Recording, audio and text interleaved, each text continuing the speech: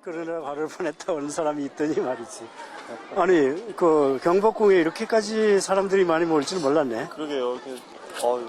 휴일이라서 그런지. 글쎄. 가족 단위로 이렇게. 그렇게 많이 왔어. 근데 지난번에 왜 조선민화박물관 한번 놀러 오라고 그랬더니 안 와가지고. 아니, 이게 그 팜플렛이거든? 바빠가지고 못 갔는데. 그래. 예. 왜 뭐냐면, 우리 그림 민화 속으로 이렇게 민화 대축제 이렇게 해놨거든. 네네. 근데 이제 그 프로그램이 그래. 민화 특별전 해설. 네. 이쪽에서는 원래 해설을 해왔어, 쭉.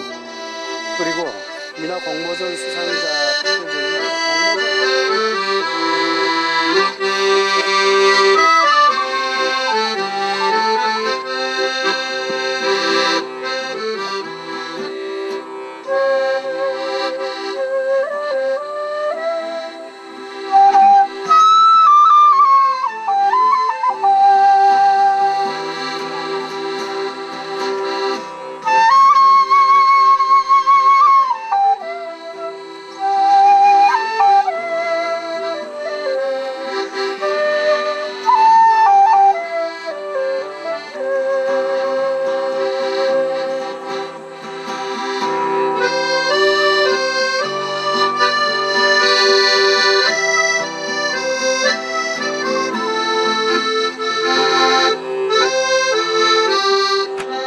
그 다음에 여기서 했던 게, 민화특별전 해설, 그리고 민화공모전 수상작 특별전 말고, 그러니까 9월 30일에는 학생 민화 그리기 대회를 했거든? 아, 예. 근데 뭐, 아직까지, 그러니까 참여 실적은 좀 적은데, 네. 그럼에도 불구하고, 어쨌든 아주 대단하더라고, 솜씨들이.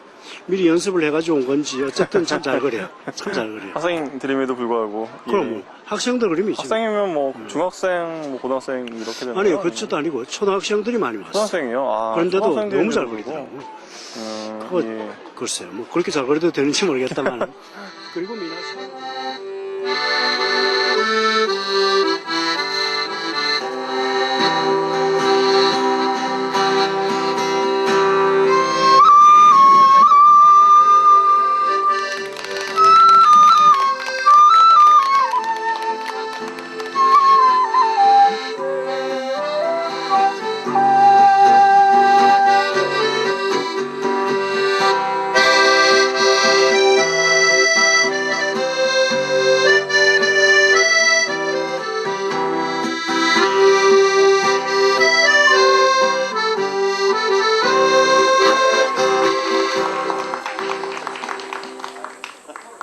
심포지엄은 1부, 2부, 3부로 진행될 예정입니다. 김영재 선생님은 동국대 불교대학원에서 박사학위를 받으셨고, 예, 김영재입니다. 거기 발표문에 보시게 되면은, 민화의 그리고 뒤에다가 10, 이렇게 해서, 수수께끼 이렇게 적어놨습니다. 그게 뭐냐면은, 왜 그런 노래 있죠. 낙양성 심리허예 뭐 이래가지고 나중에 에라 대신이요 이러는데 그 노래 대신에 에라 세열이요 이런 사람이 있었습니다. 그 이제 열이라고 하는 걸 바꿔버리면 세십이요 이렇게 되는데 경험화가 일어나면 좀 약간 욕처럼 들리지만은 사실은 그게 욕이 아니었다. 그 이야기를 좀 드리려고 그런 겁니다. 첫 번째 보게 되면 민화의 10가지 수수께끼 이래가지고 거기 하늘 땅 사람 이렇게 세 개를 나눴습니다. 보면은 1, 2, 3, 4, 5, 1, 2, 3, 4까지 문제 문항이 있고요. 왜 민화라고 부르는가? 그 다음에 호랑이 담배 피던 시절이라니 그게 언제란 말인가? 그 다음에 호랑이는 소나무 아래 살고 대나무 숲에 죽는다. 그리고 왜 대한민국 대통령 휘장이 봉황인가?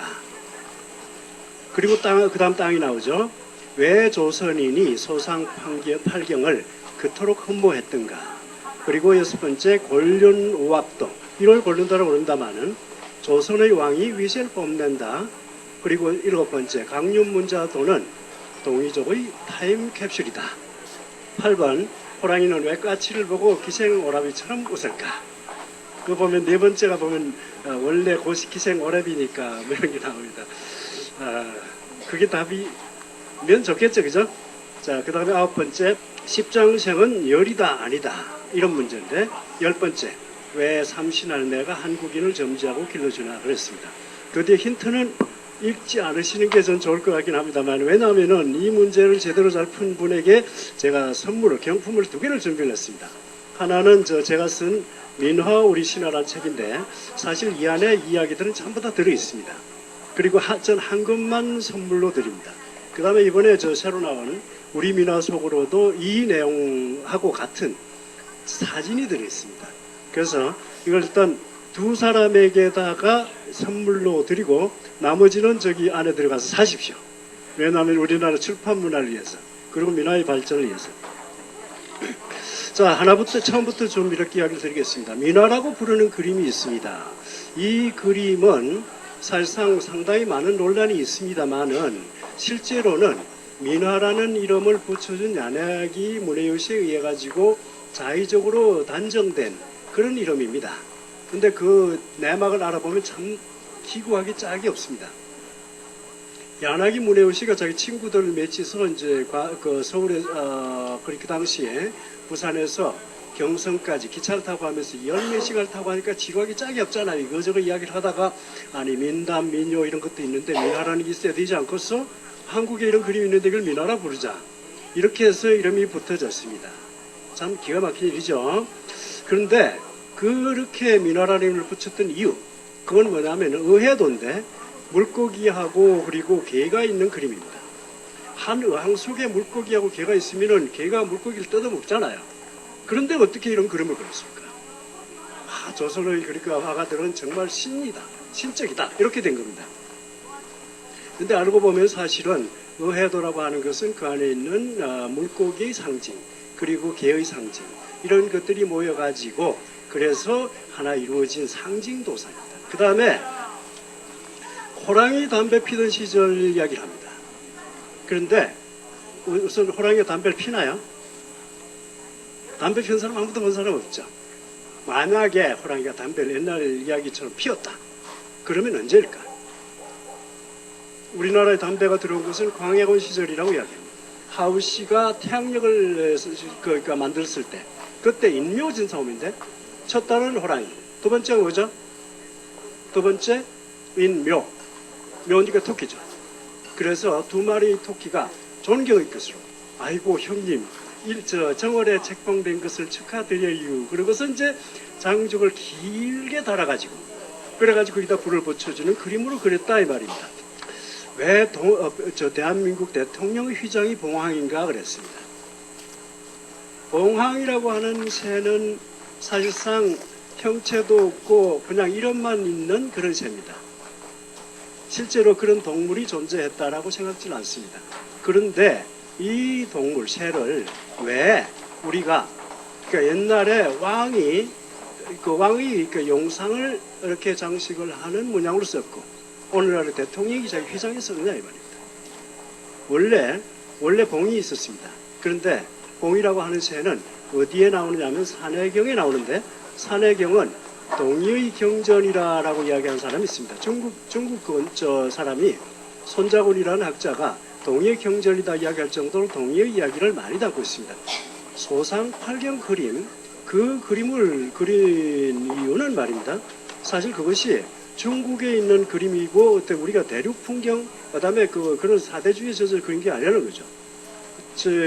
소상이라고 하는 것은 원래 이제 동이족인 순임금이 남쪽으로 순행을 하다가 창호에서 죽어서 구이에서 묻혔다 그랬습니다. 그 사실을 모르던 그 두 왕비, 그러니까 요임금의 입인데, 그 사람 둘이서 따라 내려갔다가 그 소상이 마주치는 군산이라는 곳에 그 이야기를 듣고서, 그리고서 군산에 거기에서 상강에 빠져 죽었습니다. 둘이 투신자살한 거죠. 그때 흘린 피눈물이 군산의 대나무에 묻어서 군산, 그러니까 그 소상 반죽이 됐습니다. 그건 누구 이야기라고요? 여러분의 조상 이야기입니다. 조상, 그렇죠? 먼저 곤륜이라는 말부터 알아봅시다. 곤륜이라는 말은 중국식의 해석에 의하면은 그것이 옥이라는 뜻이 됩니다. 구슬 옥자죠. 구슬옥자는 왕하고 같습니다. 왕은 큰 것입니다. 큰 건 위에다가 줄 하나 꺾게 되면 하늘이 됩니다. 그래서 본륜산이라고 하는 건 천산입니다. 사실 이런 건 전부 그 고대 한국어로 이렇게 번역을 할 수 있다 이렇게 주장하는 사람들도 많이 있습니다. 상나라는 10,000개의 부족 중에서 9,000개가 동의의 나라였습니다. 동의였습니다. 그 다음에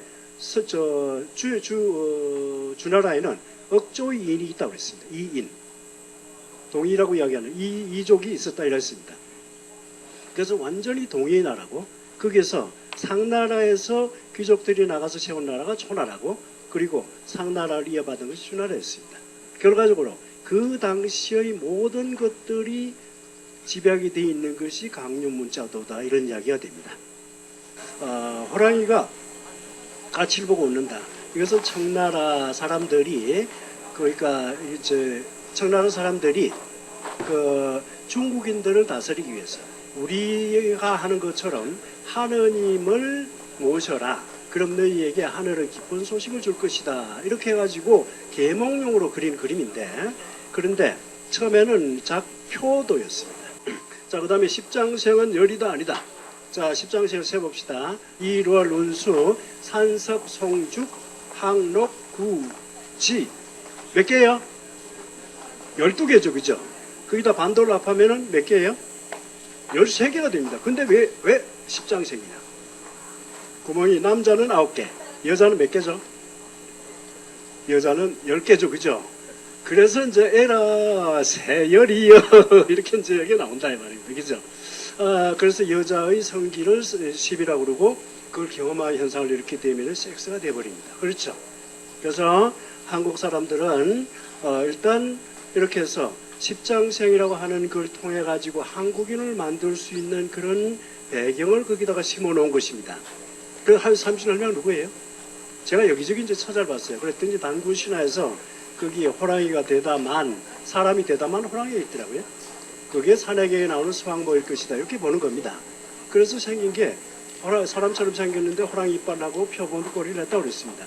그것이 산에 사니까 산신이고 그리고 또 이 당구 신화에 나오는 세신 해가지고 삼신이 되고 그리고 사람들을 낳아주는 할머니 산신 이렇게 해가지고 삼신 할매가 됐다 이렇게 본다는 이야기입니다. 지금 우리 시대에서 이걸 찾아가지고 후손들에게 물려줘야 됩니다. 저도 사실 그 안지가 10년밖에 안 됩니다. 그 이전에 깜빡 몰랐어요.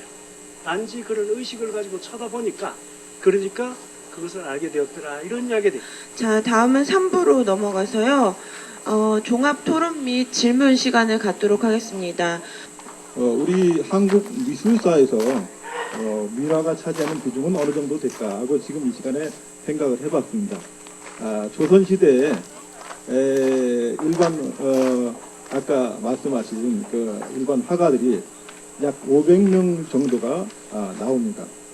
그런데 우리 민화 화가들은 과연 몇 분 정도나 될까 했을 때 아마 서로 헤아릴 수 없을 만큼 많은 화가들이 있을 것이다. 제가 신귀족주의의 기능 위주의 이 작품이다 이런 이야기를 많이 하는데 궁중의 화공들이 그렸던 극채색의 그림들 아주 잘 그린 그림들 그런 것들이 민화라고 이렇게 해가지고 계속 풍미를 했던 세월이 있었습니다. 그래서 그 세월에 대해서 이번 조선민화박물관에서 아주 그 대단한 이 단안을 결단 내리신 건데 거기에 족자그림, 액자그림 이렇게 해가지고 그러니까 병풍 그림하고 두 개를 분리를 했습니다. 그렇기 때문에 옛날에 잘 그려진 병풍 그림이 유세를 했다면은 이번부터는 액자그림, 낱장 그림 이런 것에서 충분히 그 가능성을 볼 수 있다 이런 거 있고 그 다음에 이번에 그 주성준 씨 그 히보자 코드라는 그림이 그러니까 액자 그림으로서 대상을 최고상을 받았는데 그 작품의 경우에는 완전히 그러니까 옛날에 히보자 코드를 그러니까 입체파적인 형식으로 재구성을 하고 그리고 뒤쪽에는 현대 풍경화로 이렇게 대체를 시켰습니다.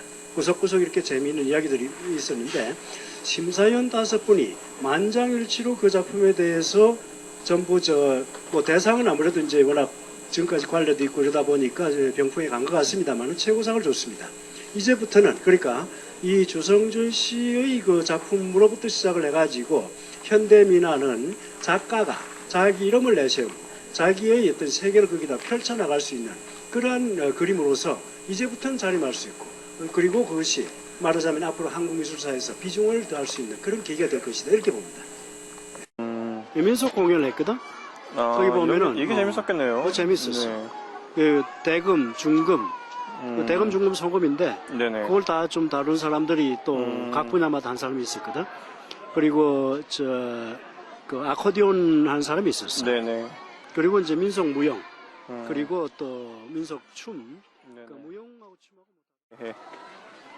그리고 미나 퍼포먼스라는 게가 9월 30일하고 네네. 10월 1일 두 번 했거든. 아, 두 번이네요. 근데 처음 이 사람은 그러니까 대한민국 미나 명인 박수학이라는 사람. 아, 이 사람은 한 네. 40년간 그림을 그렸다네. 40년이요? 와. 근데 뭐 아주 굉장히 능숙한데 그럼에도 불구하고 역시 옛날에 미나를 그렸던 네. 그런 사람들처럼 좀 치졸한 맛이 있고 아, 그리고 뭐 이론이라든가 아니면 정통적인 그런 걸 배운 일이 없는 사람 같아. 네네네. 그러니까 옛날의 미나의 느낌 그런 걸 참 많이 살리고 있다 이런 아, 예. 느낌이 들더라고.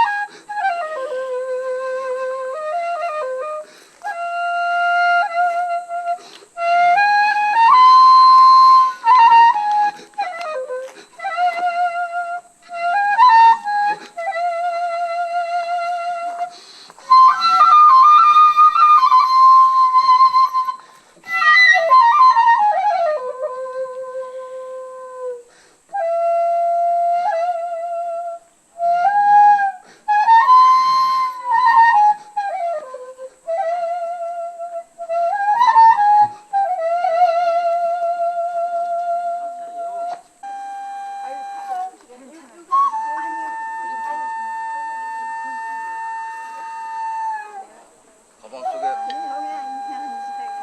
주황색 좀 열어봐.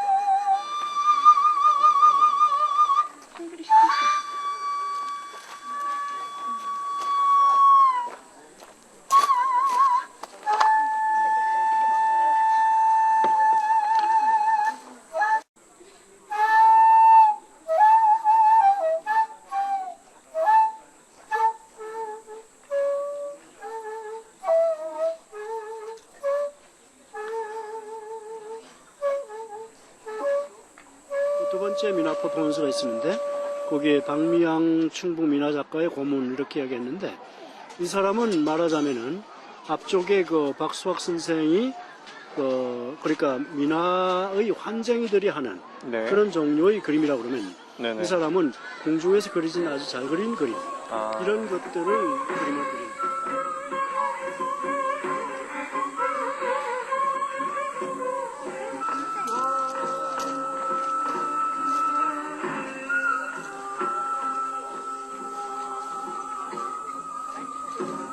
이 미나 무료 체험이라는 게 있는데 목판으로 가지고 미나를 깎고 그 위에다가 잉크를 발라서 네. 찍어내는 거. 아, 목화나 같은 거를. 목판화 같은 건데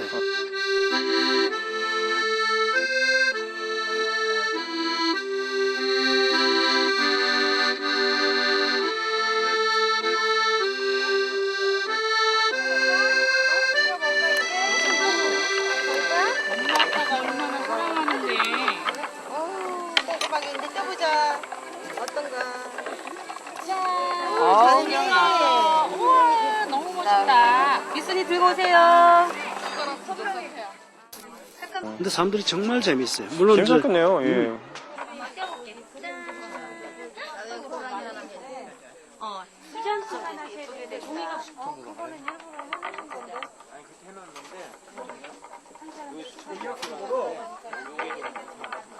저는 이게 괜찮은데요. 위에는 이게 안 되잖아요. 아직은 아무래도 논문 작성법이거나 아니면 민화의 그 여러 가지 성격이라든가 이런 것들을 깊이 추구할 만한 단계는 아니긴 한데 예. 그래도 나름대로 그래도 민화에 대한 이런 시각을 가지고서 이 글을 쓴 사람들이 있다. 상패 최우수 민화의